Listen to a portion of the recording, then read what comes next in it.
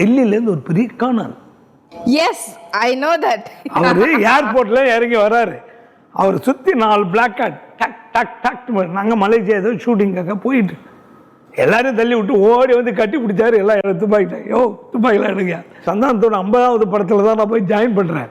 திடீர்னு ஃபோன் பண்ணி கேட்குறாரு, இந்த மாதிரி நாளைக்கு கும்போணத்தில் ஷூட்டிங் இருக்கட்டும் மேம். இல்லை நீங்கள் இருக்கீங்க சார், நாங்கள் தான் இங்கே இருக்கேன். நான் நைட்டு கிளம்புறேன்னா ஐயான்னு நாங்கள் திடீர்னு இப்படிலாம் கூப்பிட்டா போகாதீங்க. நாங்கள் என் ஒய்ஃபு பாலாஜி தான் ஒரு குரு. அவர் சொல்லி அவர் நான் அரியர் சொன்னால் அடிக்க மாட்டேன்ட்டார். சாமி நான் கேட்டு பாருங்கன்னு அவன் சொல்லிட்டான். அப்போ தான் எனக்கு நல்ல இது பிறந்தது. வரமாட்டேன்ட்டேன், இதுவே நம்ப மாட்டீங்க. அப்புறம் கும்போணம் நம்ம ஊர், கும்போணம் காலேஜ்னாங்க, அது நம்ம படித்த இடம். ஓகே பார்த்தா நான் எங்கே நினைவுகளுக்காக நீங்கள் அப்படியே ஓகே அப்படின்னு நான் எந்த பியூசி அப்போலாம் பியூசி எந்த பெஞ்சில் உட்காந்தனோ அதே பெஞ்சில் உட்காந்து அந்த அரியர் இது எழுதுனா அப்புறம் அரியர் ஃபெயில் ஆகிட்டேன். பாஸ் எப்படி இருக்கீங்க? நல்லா பார்த்து எவ்வளோ நாள் ஆச்சு. இது யார் பாஸ்? உங்கள் அல்லக்கையா? கலாய்ச்சிட்டாராமாம்பார். அவர் என்ன வந்து தந்தானே இது யாரும் பெரியப்பாவான்னு கேட்பார். அடை தேனடை தேனடை.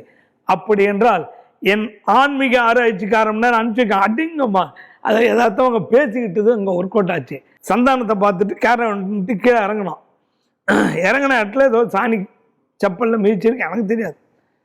ஷார்ட்டில் உட்காரப்போ என்னென்னா காலில் ஒரு சாணியாக இருக்குது அப்படின்னு தெரியல, எங்கே மிதிச்சேன்னு தெரியலையே. எருமாட்டு சாணியா இப்போ 10 மாட்டு சாணியான்னு கேட்டாப்புல.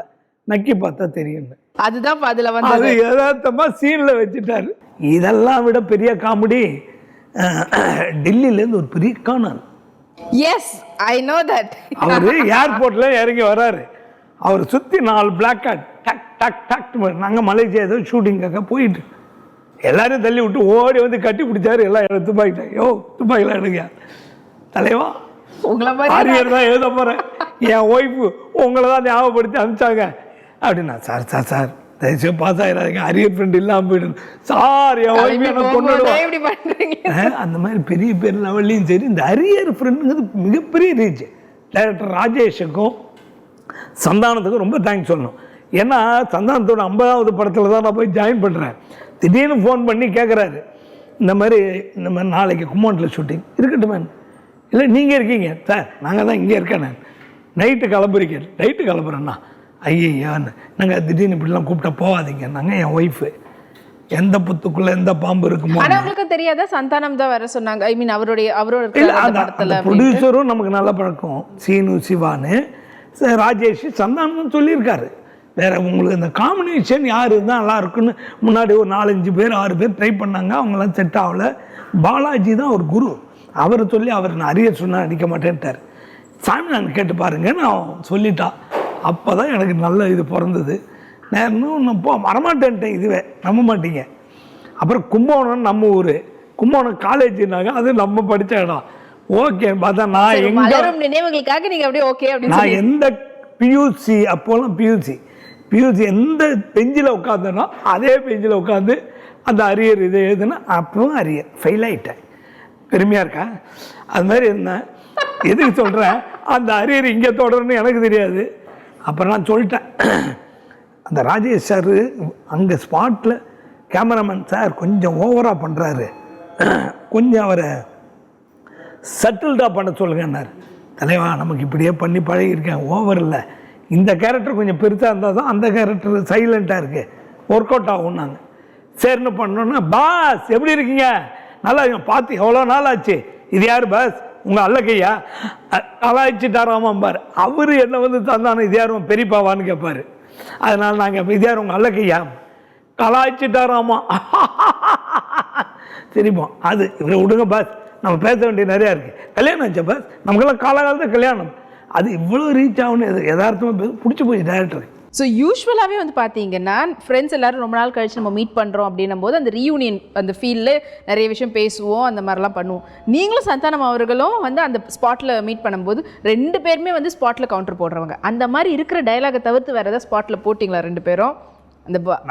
அந்த சீன் மாட்டீங்க. ஒரு கண்ணாடியில் 2 பேரும் சும்மா சந்தானத்தோட கேரக்டர் பேசிக்கிட்டு இருந்தது தான். அதாவது உளுந்தூர்பேட்டை உலகநாதன் அந்த சீன் முடிஞ்ச கையோட நான் கூடவே போய் சிச்சா என்னென்ன இந்த ஆன்மீக வாழ்க்கை இல்லாத லௌகிக வாழ்க்கையில் என்ன இருக்கிறது? ஆனால் இங்கே அடை தேனடை தேனடை. அப்படி என்றால் என் ஆன்மீக ஆராய்ச்சிக்காரம்னா அனுப்பிச்சிருக்கேன். அடிங்கம்மா அதை எதார்த்தம் அவங்க பேசிக்கிட்டது அங்கே ஒர்க் அவுட் ஆச்சு. அதே மாதிரி என்றென்ற பொண்ணுங்கள சந்தானத்தை பார்த்துட்டு கேரட்டு கீழே இறங்கணும். இறங்கின இடத்துல ஏதோ சாணி செப்பலில் மிதிச்சிருக்கு, எனக்கு தெரியாது. ஷார்ட்டில் உட்காரப்போ என்னென்னா காலில் ஒரே சாணியாக இருக்குது அப்படின்னு தெரியல, எங்கே மிதிச்சேன்னு தெரியலையே, எருமாட்டு சாணியா பசு மாட்டு சாணியான்னு கேட்டாப்புல. நக்கி பார்த்தா தெரியும்னு. அதுதான் அதுல வந்து அது யதார்த்தமாக சீனில் வச்சுட்டாரு. ரோட்டில் போனால் பச்சையாக இருந்தது, எடுத்து பார்த்தா ஒரே பிசி நக்கி பார்த்தேன், ஒரே புளிப்பு. என்னது இது?